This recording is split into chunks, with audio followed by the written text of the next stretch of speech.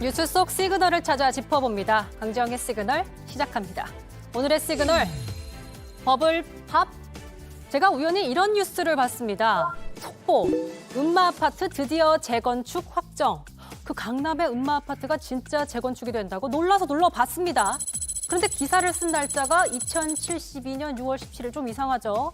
내용을 봤더니 아파트 단지 옆에는 끝까지 재건축을 보지 못하고 죽은 원주민들과 투자자들의 추모공원도 조성될 예정이고 디너쇼에는 원로 가수 아이유 씨가 공연할 예정이다라고 적혀 있습니다. 네, 얼핏 보기엔 진짜같이 보이지만 내용을 조금만 봐도 누군가 재미로 만든 가짜 기사인 걸 알 수 있습니다. 그동안 재건축 추진이 수차례 무산됐던 음마아파트를 풍자하기 위해 만든 일종의 밈 같은 거죠. 음마아파트 재건축 추진은 1996년부터 시작됐지만 번번이 무산되면서 26년째 답보 상태를 이어왔습니다. 자, 그러다 보니 음마아파트는 재건축의 상징 같은 존재가 되었죠.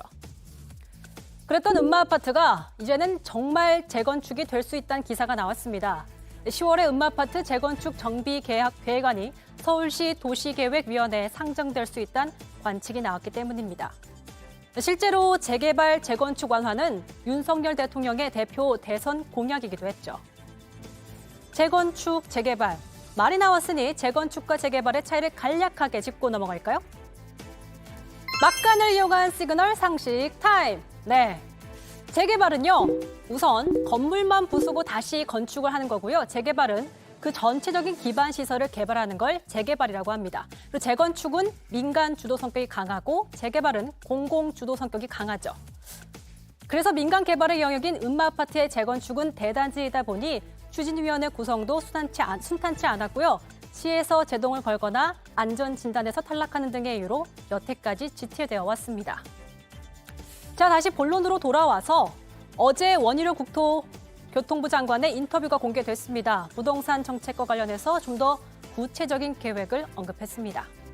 아니면 이제 서서히 그 노후화가 진행되고 있는 서울 시내의 27만 호의 30년 이상 주택, 또 이제 신도시 이런 부분들에 대해서 기간을 두고 시장이 충분히 여기에 적응하고 정상적인 예측 가능한 것을 만들어낼 수 있는 이런 규제 정상화들을 할 때다.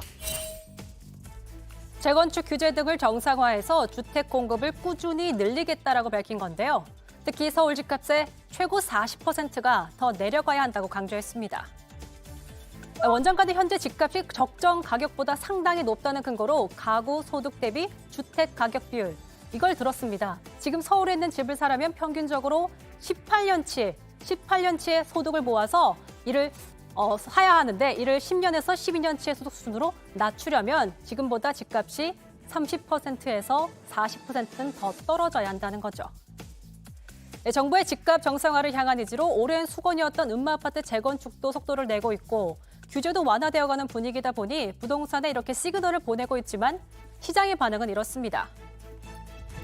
부동산 시장은 최근 가파른 금리 인상으로 부동산 매수 심리가 극도로 위축되면서 거래 절벽 현상이 나타나고 있고 철옹성처럼 여겨지던 서울 강남구, 송파구 등의 아파트도 수억씩 떨어지고 있다는 기사도 나오고 있는 상황입니다.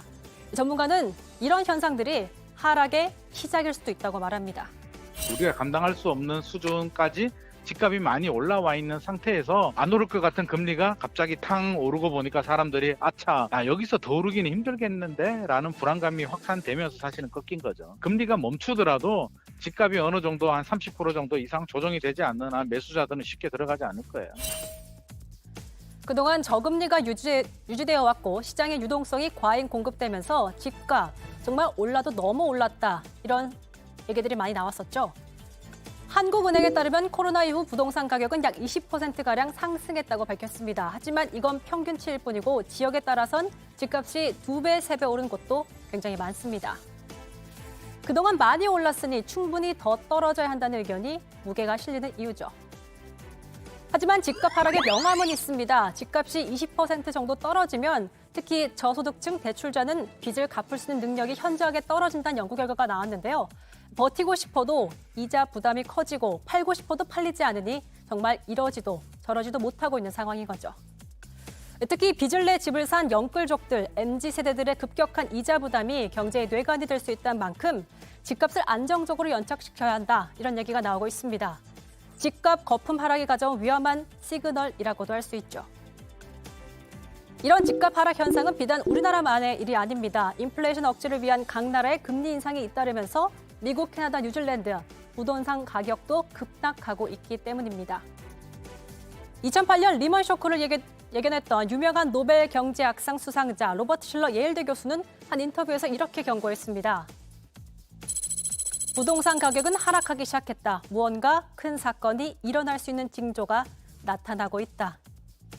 로버트 교수는 2008년 서프라임 모기지 사태와 지금의 상황이 비슷하다고도 말했습니다. 무언가 큰 사건이 일어날 수 있는 그 징조, 시그널, 버블이 팝하고 터지는 바로 그 순간일 수 있습니다. 강정의 시그널이었습니다.